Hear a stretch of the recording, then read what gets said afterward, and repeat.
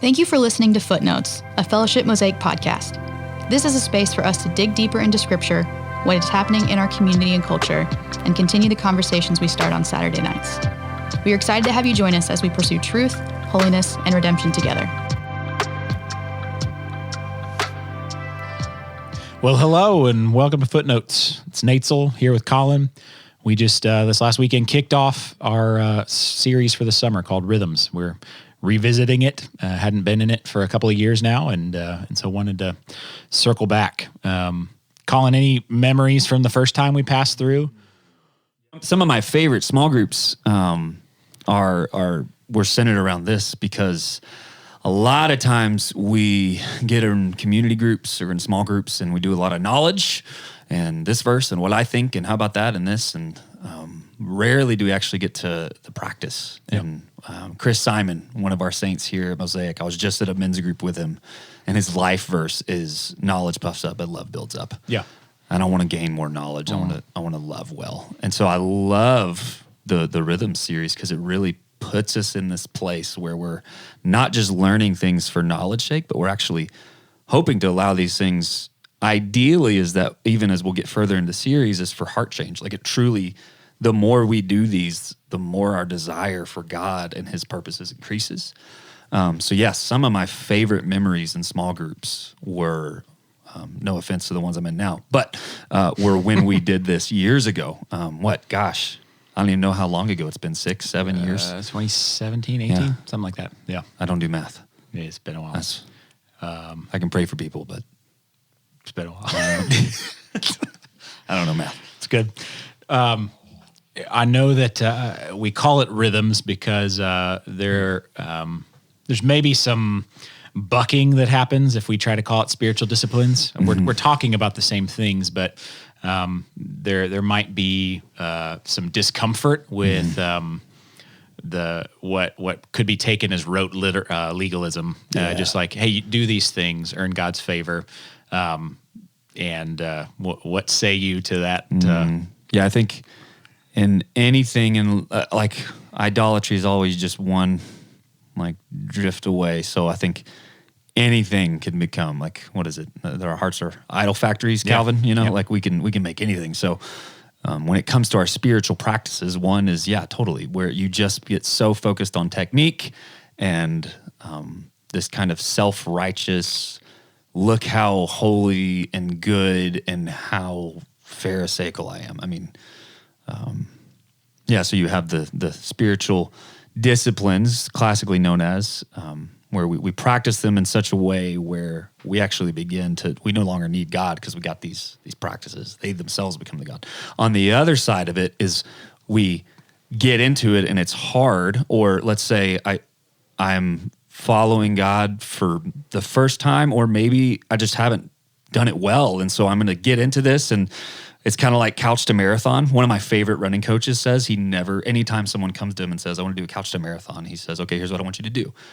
I want you to go run a minute a day for a month. And they're like, what? He's like, no, I want you to just go run 1 minute each day for a month. And what his point is you will become a person for which running a marathon is possible.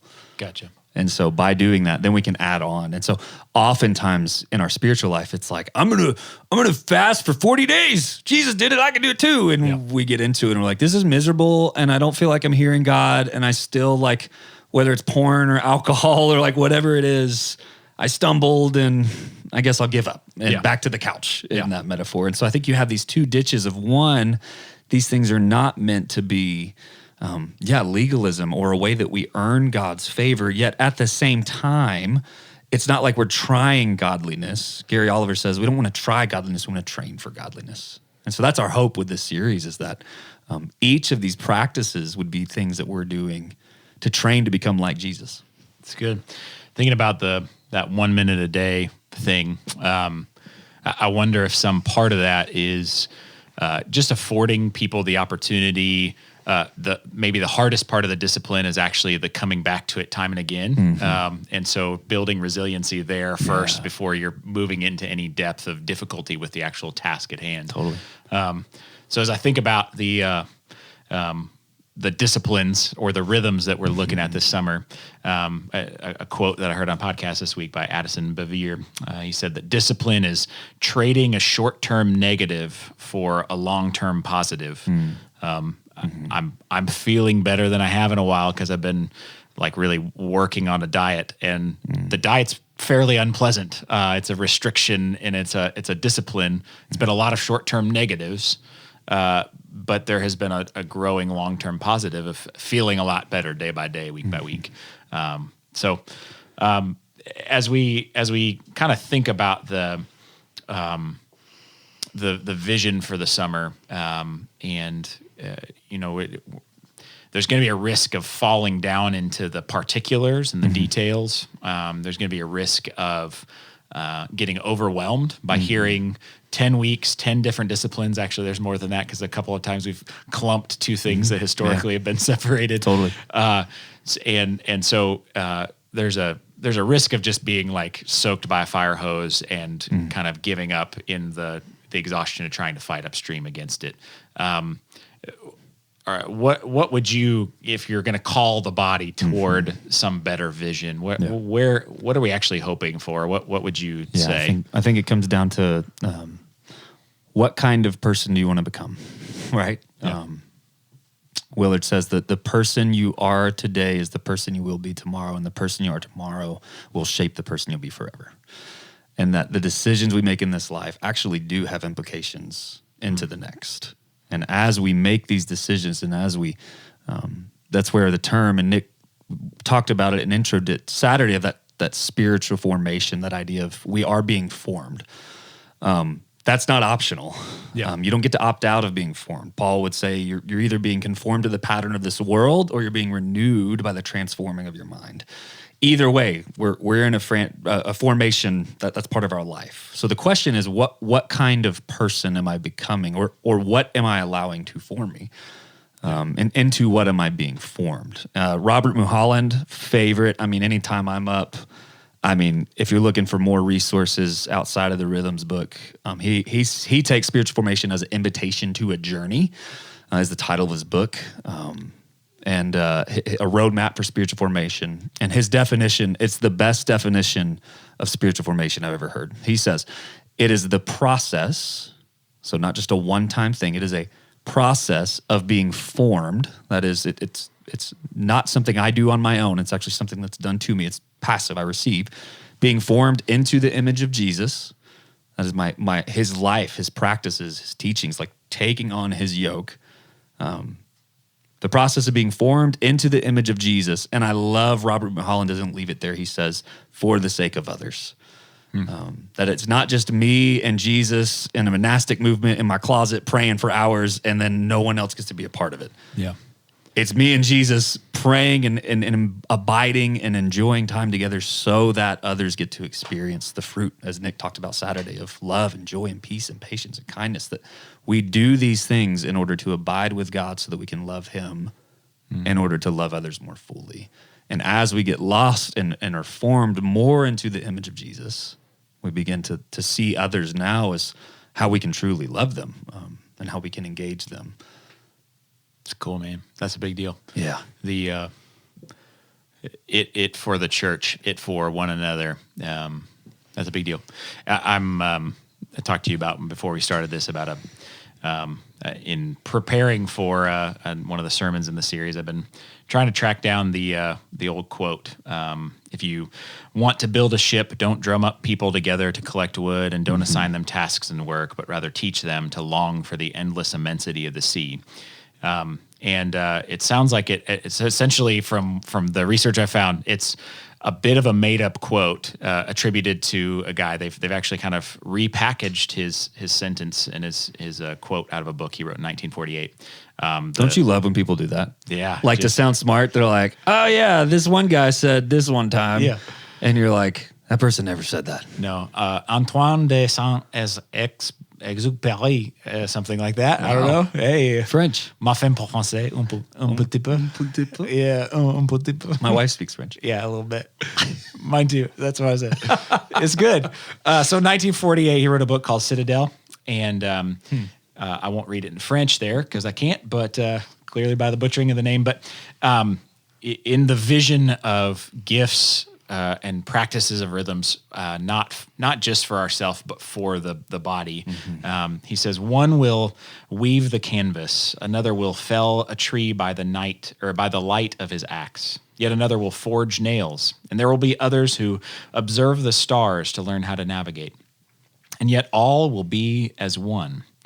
Building a boat isn't about weaving canvas, forging nails, or reading the sky. It's about giving a shared taste for the sea, by the light of which you will see nothing contradictory, but rather a community of love. And so that's my hope for the series, and for myself, even as I'm considering which of the 10 weeks are the one that the Lord might be leading me toward kind of practicing in my own personal life. I won't be doing them all, and I hope nobody else does either. The quote there is not about one man alone building a whole boat. We're not calling for a Noah experience here. We're talking about a collective people coming together and practicing in various ways, and in the myriad of gifts being expressed by the church, then in the myriad of rhythms being experienced, that we would be a different church, a more Christ-like church, a more loving church in August than we are today in May. And I think in particular, again, if you haven't gotten the book yet, you should, but you can see there in the front, we're just scratching the surface. I mean, we're doing a week and some pretty large, long time practices of followers of Jesus. Yeah. I'm teaching on simplicity, and a church I love. I've been listening through their sermon series, and they did 10 parts on simplicity. And I'm like, all right, I got 25 minutes. Here we go. We're scratching the surface this summer. And again, the goal there is to begin the training program for lifetime. Some of us, and that's what's beautiful is when you look at these practices and followers of Jesus, saints throughout the centuries who've done them well, they don't master them, they're mastered by them. Yeah. You don't master prayer. If you think I got this prayer thing figured out, I don't think you understand prayer. Yeah. Again, back to the legalism, the Pharisees, if you got fasting mastered and you're crushing it, then Isaiah, as well as Jesus, is going to have some things for you. And as we get into this, so the goal is that and that's another big thing in the first part that you'll see in spiritual formation is these are not things we're doing in order to change ourselves to be more like Jesus.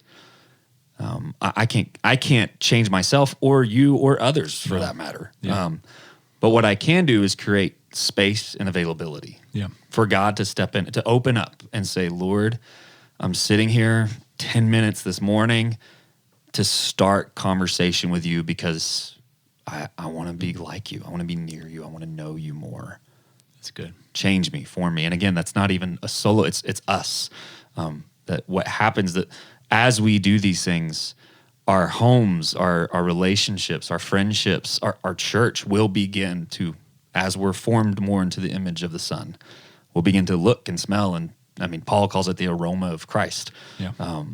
And I think that's really cool. Even on my way over here, a woman pulled in front of me, leaving a men's group, to hand me a Bible, and she evangelized to me, and she was saying, "Do you know Lord Jesus?" And there was just this huge smile on her face, and I wish I could remember her name, and don't even remember what church she was with, but it was this sweet moment of just that's a woman who's been close to the heart of God all day long, and that she would interrupt me in my day to slow me down to say, "Hey, do you know Jesus as your friend and Lord?" Yeah. And it was you kind of smell like him. That's why we want to do these things, is so that we open up the space and time for him to change us. It's his fruit, not ours. And Mulholland, I love this. He says, we fail to realize that the process of spiritual shaping is a primal reality to human existence. No one escapes. Everyone is in a process of formation. Every thought we hold, every decision we make, every action we take, emotion we allow to shape our behavior, every response we make to the world around us, each relationship we enter into, every reaction we have toward things that surround us and impinge upon our lives, all of these things, little by little, are shaping us into some kind of being. We're being shaped either into the wholeness, what Paul calls the maturity of Christ, the fullness of the image of Jesus, or we are being formed into a horribly destructive caricature of that image, destructive not only to destructive not only to ourselves but also to others, for we inflict our brokenness upon them. We either allow him to shape and change our brokenness. Again, I love, we don't change it. We allow him to shape and change our brokenness, or we will invite others to be a part of it. And it's so like, what would it be like for a group of followers of Jesus to commit weekly to trying on these different rhythms, like breathing in and breathing out, trying on these different practices, not for the sake of mastering them, but to get closer to the master himself, so that we could enter into the fall ready to even go deeper, and what it looks like for community groups to say, hey, we're going to try fasting this month, and to set it aside. And now that we have this summer, we really dove into it.